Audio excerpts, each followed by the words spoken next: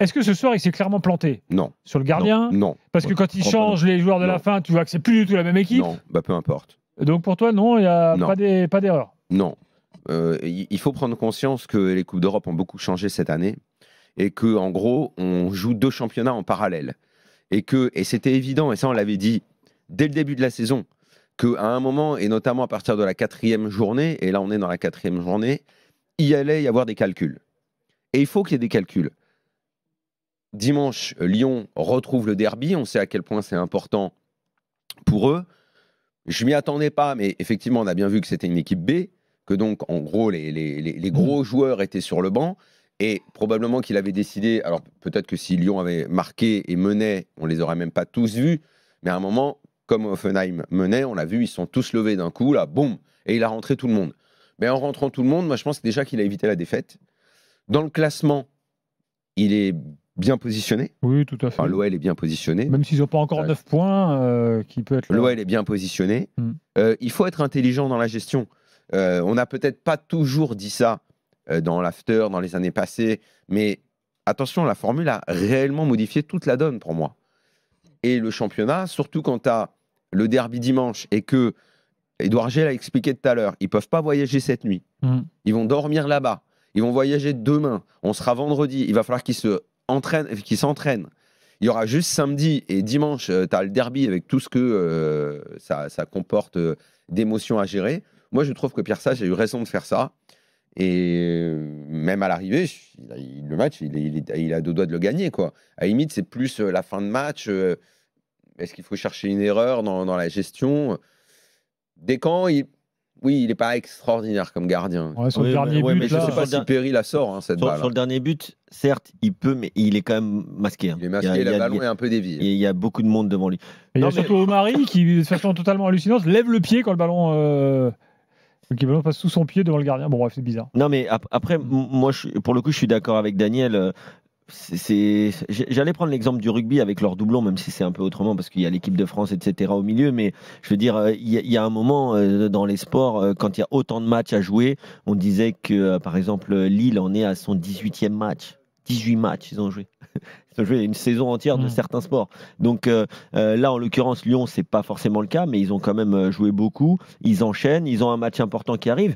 Et attention, l'équipe qui est alignée, elle est très correcte. Hein. Elle est équilibrée, certes, ils changent le gardien. Je suis d'accord avec toi, sauf que on se rend vraiment compte. Oui, il y a des titulaires et des remplaçants. Maintenant, à l'OL, il y a une énorme différence entre, en gros, 2 groupes de joueurs, quoi. Parce que là, quand les mecs se sont mis debout, là, Mata, il est titulaire. Hein. Mata, il est titulaire. Kaletatsar est titulaire. Ouais, mais bon, Abner Vinicius, c'est quand même assez. Cherki, Malik Fofana. Quand ils se sont mis debout, tu t'as regardé, tu dis bon, ok, ils vont rentrer. En plus, Cherki fait pas une très bonne entrée, je trouve. Je suis d'accord. Il perd beaucoup de ballons, il fait beaucoup de mauvais choix. J'ai revu le Cherki que j'aime pas trop. Benrahma et Mikotadze, ils sont titulaires. Il y a une. Pas toujours titulaires. Non, mais il y a une semaine, ils étaient titulaires. Oui. Ok, très bien. Non, mais je veux dire, c'était pas non plus une équipe. Je vois ce que tu veux dire. Il y a des joueurs clutch qui rentrent et qui sont censés faire la diff et qui en plus impulsent quelque chose, notamment Lacazette. Ouais. D'accord. Clutch. Écoute, moi je pense que le résultat au final, oui, il est logique. Forcément une déception, mais il faut voir le positionnement dans le classement. Et moi j'étais convaincu que de toute façon on aurait beaucoup d'épiceries dans cette nouvelle formule et que le championnat, l'OL. T'en avais aussi dans l'ancienne. Hein. Notamment les gros clubs, les clubs anglais qui faisaient tourner. Oui, mais je pense que tu en auras plus. Je pense que tu en auras plus. Il y a plus de matchs, donc tu as plus de choix. Parce que tu auras 2 matchs quand même en janvier après. Et oui, à ce stade, en janvier, certains vont être déjà qualifiés, d'autres déjà éliminés. Voilà. Et très peu de gens seront dans le top 8 quand même. Et l'OL, pardon Kevin, mais l'OL, il n'y a pas le choix, quoi. L'OL, ils sont dans une situation financière assez critique. Il y a une pression terrible. Il faut qu'ils soient en Ligue des Champions. Hein. Oui, il faut qu'ils soient en Ligue des Champions, en championnat. Et c'est pour ça que je te dis ça. Ouais. Et donc, la priorité, c'est vraiment le championnat. Parce que la situation financière est critique. Et ça, c'est quelque chose avec lequel le club doit composer. Il doit vraiment faire gaffe à ça. Et ça ne va pas être simple d'être dans la zone des 4. Hein, parce qu'il y a des clubs qui ont pris de l'avance. Tu as des clubs, je ne sais pas s'ils peuvent glisser et déraper sur la fin de saison et perdre leur place dans le top 4. Ça va pas être simple d'être dans le top 4 pour l'OL. Hein. Luigi est avec nous, supporter lyonnais. Bonsoir Luigi. Oh Gigi. Bonsoir messieurs, comment allez-vous? Ça va et toi? Ouais, ça va. Bon, d'accord avec ce que tu as entendu sur Pierre Sage? Non. Pas d'accord avec ce que j'ai entendu sur Pierre Sage, ou en tout cas partiellement pas. D'abord, je fais une toute petite aparté. Je pense que Perry l'arrête pas, mais en tout cas, Perry fait pas la relance plein axe qui amène le but. Ça, c'est clair et net. C'est pour le dos de Descamps. En tout cas, cette action, elle n'existe pas si c'est Perry qui est à la relance au départ. Ensuite, Pierre Sage, moi, je lui en veux pas tellement sur les choix sportifs. Je pense que sportivement, oui, il faut faire tourner l'effectif. Il y a un calendrier qui est dur à assumer. En revanche, humainement, ça va être dur à encaisser. Et là, je vais parler spécifiquement à Kevin Diaz, puisque Kevin Diaz, il a été joueur de foot professionnel. Quand tu décides d'aligner sur ta feuille de match une majorité de joueurs que nous pouvons qualifier de moyens, c'est-à-dire que Gift Orban, c'est un joueur qui est moyen. Maxence Cacré, ça fait un bout de temps que c'est un joueur qui est moyen. Je ne vais pas faire tout l'effectif, mais la majorité, Koumbedi, Abner, la majorité de ces joueurs sont des joueurs qui sont moyens. Et qu'est-ce qui différencie le joueur moyen du bon joueur? C'est que le bon joueur, il réussit à faire bien jouer les joueurs qui l'entourent. À quoi pouvons-nous nous attendre lorsqu'il n'y a que des joueurs moyens sur un terrain?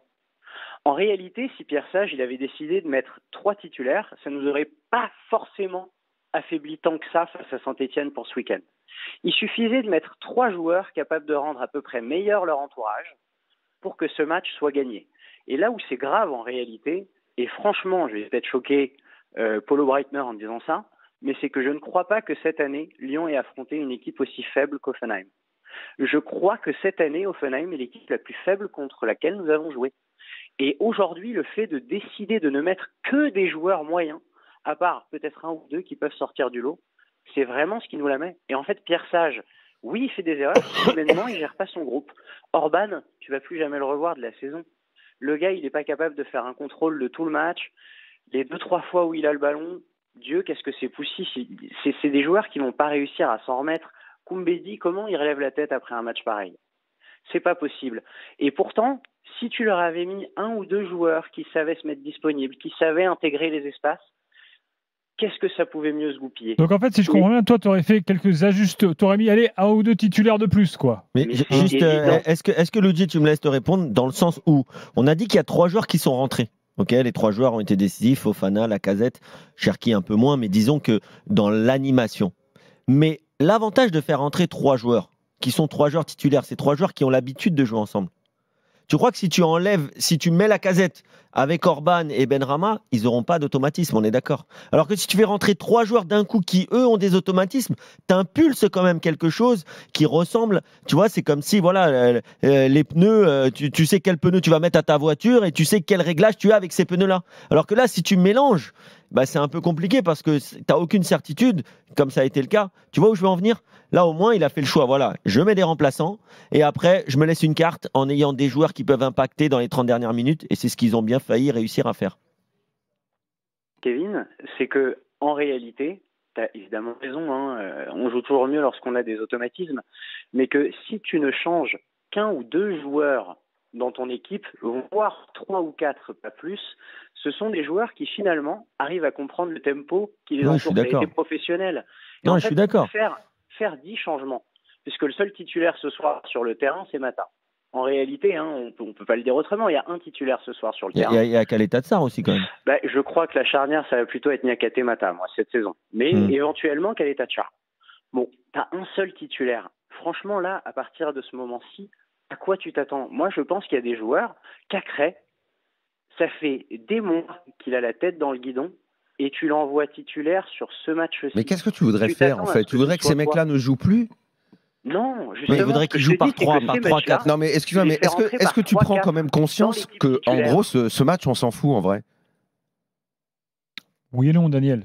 Il a très peu d'importance en fait, ce match. S'ils avaient gagné, il aurait eu de l'importance. Parce que là, il t'offrait le prochain comme un match qui servait à rien. Ok, et donc ce match, peut-être que la prochaine fois, le déplacement. À Karabag, le prochain match, justement. Là. Donc ce sera très très loin. Nul doute que peut-être il sera également obligé, ou alors ça dépend du match de championnat, mais moi je pense qu'il est obligé de donner une priorité 100% au championnat. Le match qui suit, c'est Lyon-Nice. Je ne comprends pas qu'un supporter de l'OL ne comprenne pas qu'au vu de la situation du club, 100% priorité championnat.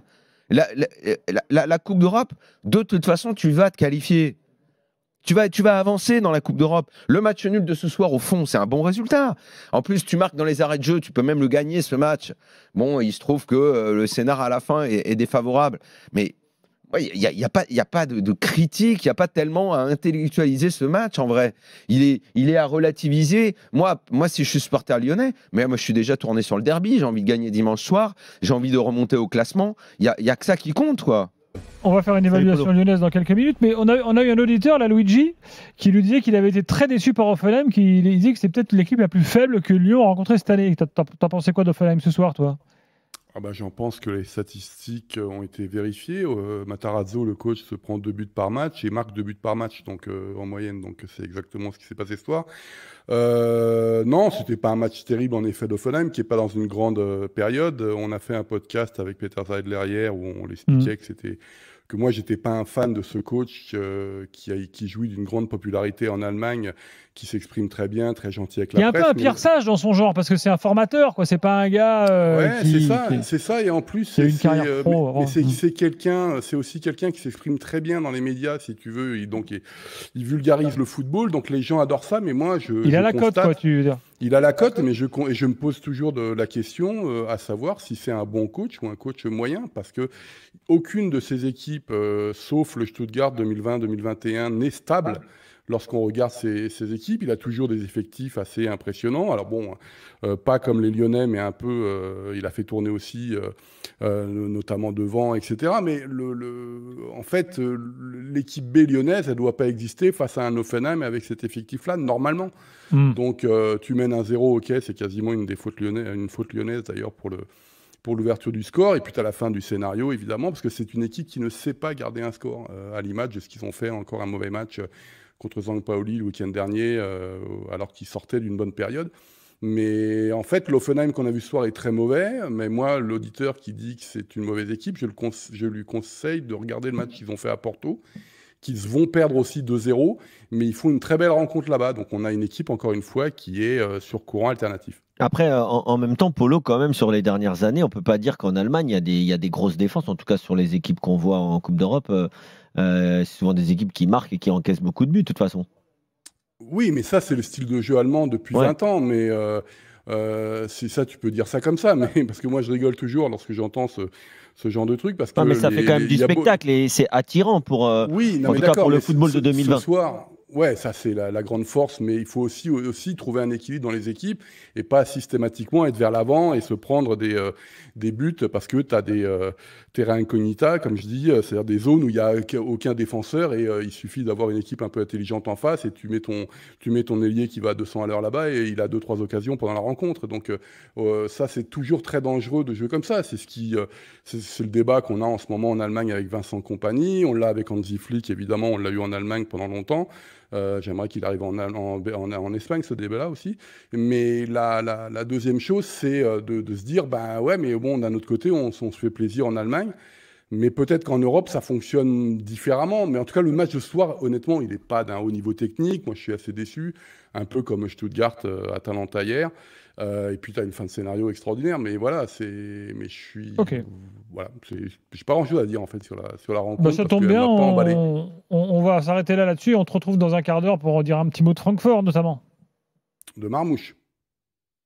Ah... Voilà, et ce sera tout à l'heure. Merci Polo, à tout à l'heure. Fort à Francfort. Tiens, écoutez Cacré, c'était sur Canal+, il y a quelques instants, le milieu de terrain lyonnais. Tout d'abord, il y a une bonne réaction de l'équipe après le premier but encaissé. On est bien revenu, on a su mener. Après, je pense que c'est une grosse erreur d'inattention sur cette fin de match. Quand on arrive à marquer dans les derniers instants, on ne doit pas encaisser un deuxième but. Et c'est triste parce qu'on avait été chercher cette victoire, donc c'est très dommage ce soir. Malgré une mauvaise première mi-temps et une mauvaise entame de deuxième, de la frustration parce que comme j'ai dit, on a su quand même revenir dans ce match, on a su mener 2-1. Donc on aurait dû être capable de garder ce score jusqu'à la fin et de gagner ce match. Bon.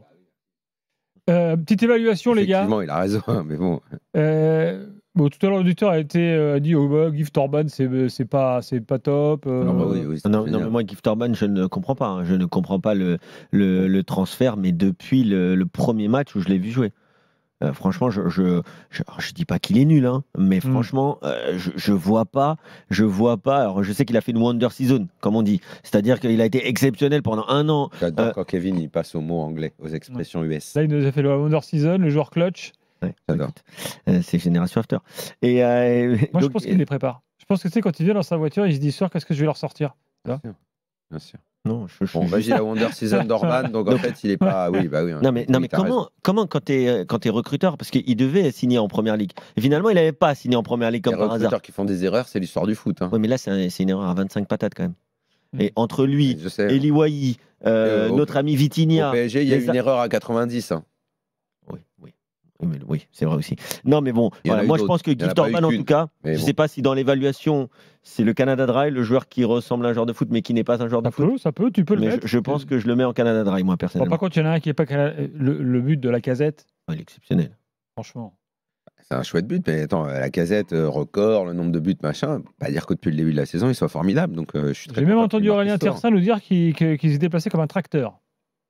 Après, il n'a jamais été très Non, rapide. il la parlait Casette. du défenseur. Non, il avait dit. Non, Il parlait pas de la Casette, il Non, parlait non, du il parlait de la défenseur. Casette. Non, il parlait de la Casette. Sanchez. Si, pour moi, il Alors, parlait de la Casette. Appelez-moi Aurélien Tiersin et vous lui demandez. Merci, s'il vous plaît. Faites-moi plaisir.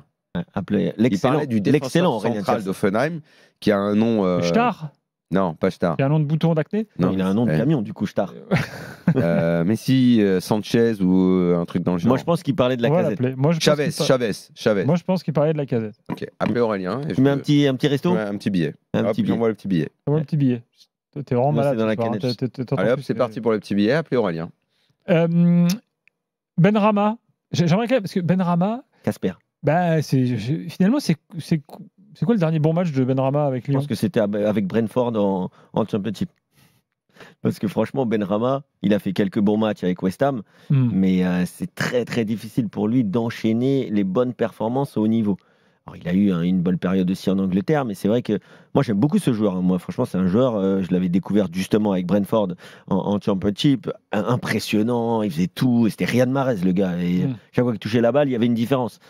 Mais c'est vrai que depuis qu'il est à Lyon, il a eu 2-3 bribes de bons matchs, mais c'est compliqué pour lui d'arriver à avoir de la Et continuité. puis je voulais pour conclure dire un mot de Vinicius, Abner Vinicius, capable de marquer, mais capable aussi de défense en défense. T'as l'impression qu'il est plus là en fait. Il a des absences le gars. Il sait pas où se mettre. C'est le défenseur brésilien, ça aussi. Ah, hein, mais je souvent. l'aime bien, moi. Il Il est pas mal quand même. Sur le premier but d'Offenheim, c'est pour lui. Hein. Non, mais en championnat, il est pas mal. Là, aujourd'hui, il était. Moi, j'aime bien quand même. Championnat, c'est pas mal. Hein. C'est pas une Il a mauvaise été recrue, ce titulaire gars-là. souvent. Pendant un moment, on voyait plus du tout Tagliafico. Voilà. Bon. Et Tessman, Tessman, moi, j'aime bien. Moi, j'aime bien. Moi, Moi, j'aime bien. Je pense que ça peut être une option très valide pour remplacer le vieillissant, très vieillissant Matic. sur Direct Studio, j'ai Nico qui me demande quelle est la définition du joueur clutch. Le joueur clutch, c'est le joueur qui rentre et qui peut faire la diff, quoi. L'impact player, si tu veux, le joueur clutch, le gars qui va. Clutch, c'est l'embrayage. Ce qu'on appelait le Joker avant, en fait.